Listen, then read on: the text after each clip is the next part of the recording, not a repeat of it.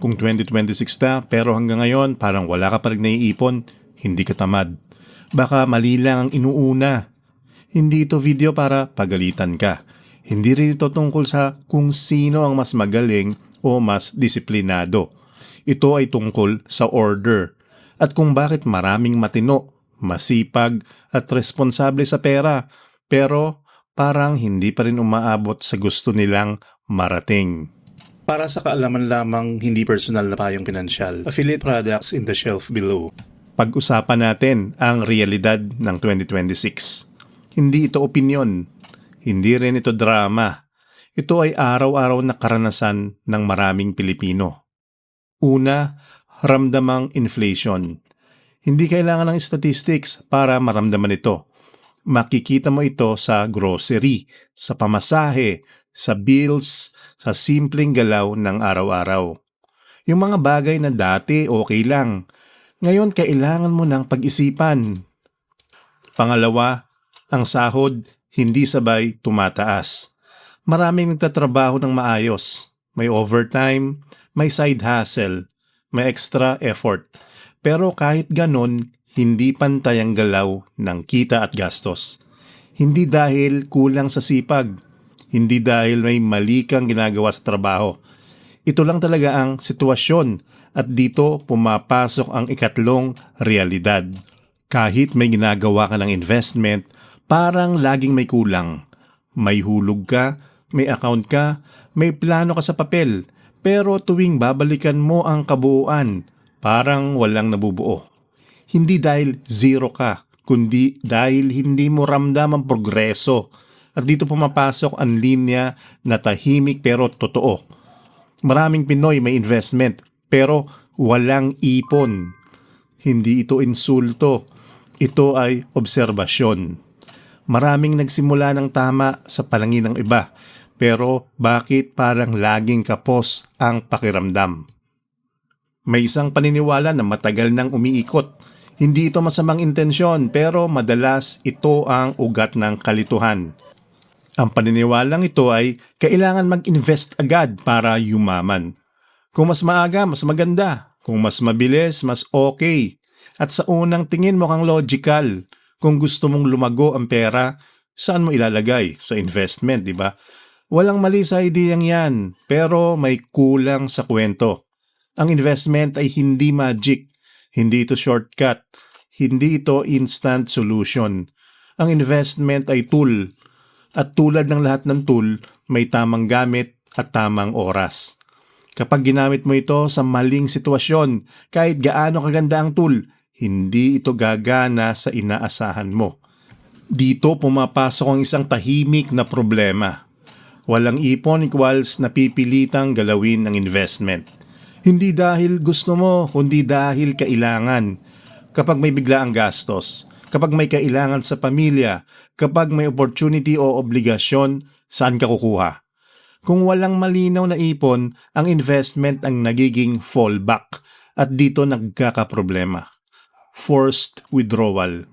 Hindi dahil mali ang investment, hindi dahil scam, hindi dahil kulang sa kaalaman, kundi dahil hindi pa handa ang pundasyon. At kapag napilitan kang galawin ang investment sa maling oras, kahit gaano kaganda ang pinili mo, hindi mo makukuha ang buong potensyal nito. Ito ang dahilan kung bakit maraming nagsasabing may investment ako, pero parang hindi naman ako umaangat. Hindi dahil walang saysay ang investment, kundi dahil ginamit mo ito sa maling yugto. Dito pumapasok ang pinaka-importanting part sa video na ito. Hindi bagong strategy, hindi komplikadong sistema, hindi trendy na tactic. Ito ay order. The Brown Investor Rule. Ipon muna, investment pagkatapos. Hindi dahil ayaw natin sa investment, kundi dahil gusto nating gumana ito. Ipon equals stability. Unahin natin ang ipon.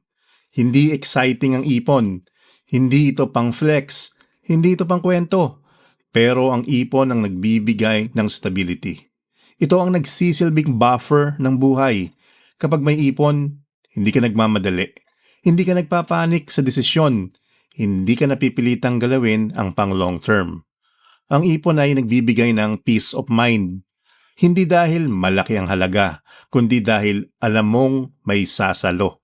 At kapag may peace of mind, may clarity. At kapag may clarity, mas maayos ang desisyon. Higit sa lahat, ang ipon ay nagbibigay ng kontrol. Kontrol sa oras, kontrol sa desisyon, kontrol sa direksyon. Investment equals growth. Ngayon pag-usapan naman natin ang investment sa tamang lugar nito. Ang investment ay para sa growth. Hindi ito pang rescue. Hindi ito pang utang fix. Hindi ito pang short-term na problema. Ito ay para sa pangmatagalan. Kapag maayos ang ipon, hindi mo ginagalaw ang investment. Hindi ka kinakabahan sa galaw. Mas consistent ka. At dito lang talaga gumagana ang investment. Kaya tandaan mo ito, ang ipon ang bumubuhay sa iyo. Ang investment ang nagpapayaman sa iyo pero sa tamang oras lang. Hindi sila magkaaway, magka-partner sila. Pero kailangan tama ang order. Ngayon, gawin nating praktikal. Walang komplikadong spreadsheet, walang grand promise. Simple, boring pero effective. Step 1, simulan sa ipon. Hindi kailangan malaki, hindi kailangan impressive. Ang mahalaga, totoo. Mas okay ang maliit na tuloy-tuloy kesa malaki nga pero minsan lang. Step 2, gawing automatic. Kung kaya, alisin ang decision making. Kapag automatic, hindi mo na kailangan mag-isip araw-araw. Mas kaunting isip, mas maraming consistency. Step 3, kahit maliit okay lang. Huwag mong maliitin ng maliit na simula. Ang consistency ang tunay na multiplier. Hindi amount, hindi timing, hindi tsamba, kundi consistency. Kaya ulitin natin ang linyang ito. Hindi kailangang malaki ang ipon. Kailangan lang tunay. Sa 2026, baka hindi mo kailangan ng mas maraming strategy. Baka hindi mo kailangan ng bagong app, o bagong system, o bagong trend. Baka kailangan mo lang ayusin ang order. Igalang ang ipon. Bigyan ng tamang papel ang investment. Hindi ito tungkol sa bilis. Ito ay tungkol sa direksyon. At kapag tama ang direksyon, kahit mabagal, umaabot. Kung may sense ito para sa'yo, kung parang tumama, kahit tahimik lang, i-comment mo lang. Ipon muna. Hindi para sa algorithm, hindi para sa akin, kundi para sa sarili mo.